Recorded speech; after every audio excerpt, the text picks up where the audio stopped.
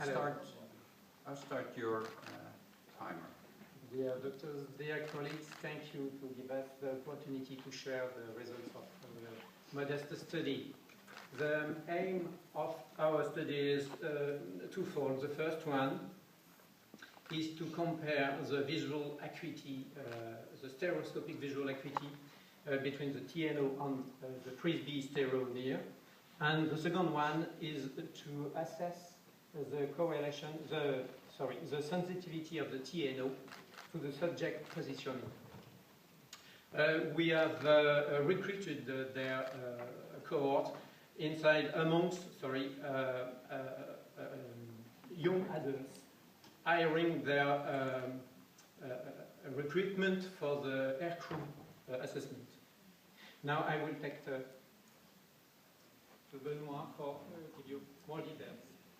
A dedicated room was set up for our purpose.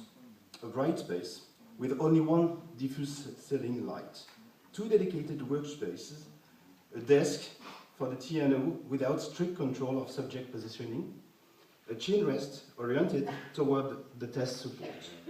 Concerning the test distance presentation, for the TNO without control, the examiner holds the TNO plates approximately at 40 centimeters squarely in front of the subject. The subject was allowed to move gently his head during the test. With strict control of subject positioning, the patient's head is firmly supported by the chin rest, and the distance to the TNO or the FSM plates is adapted to address the 15, 30, 60, and 120 second of arc. The subject has to recognize at least 2 figures per stereo disparity test. Then, to avoid any learning bias, the passing order of the TNO measurements is randomly chosen.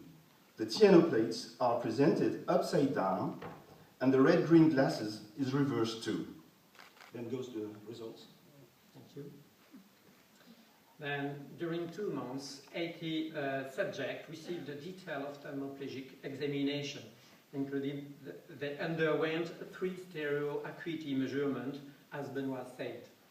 On these 19 young adults, we retained only 70 subjects, and we excluded 13, so because of an over-range ametropy, microstrabism, and so on. This is the results we obtained. No surprisingly, both tests provide an evidence of the stereoacuity for each of the young visual normal adults.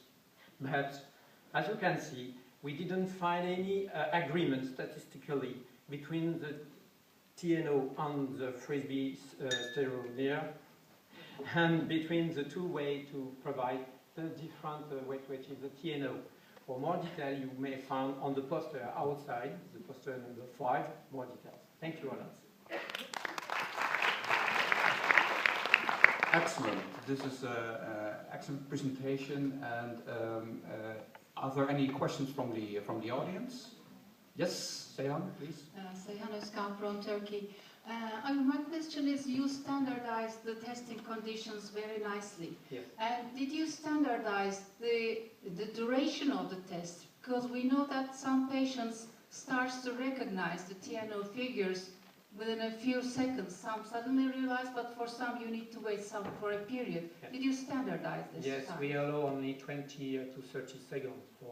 We ask to the subject to recognize 2 targets, okay, for each level. And they have to give 2 good answers and only 2 1, okay? If they provide 1 good answer on the wrong one, yes, it was a fail for all the level, okay? And we retain only the patients give in. We don't. We just see that it doesn't take no more than 20 to 30 seconds. And Talking we retain about 30 only seconds, but go ahead. Any more questions? So you actually invite us to take a look at the other poster, and that's poster number? Poster number 4. Poster number 4. Okay. Right there, 4. Thank you very much. We continue with the next.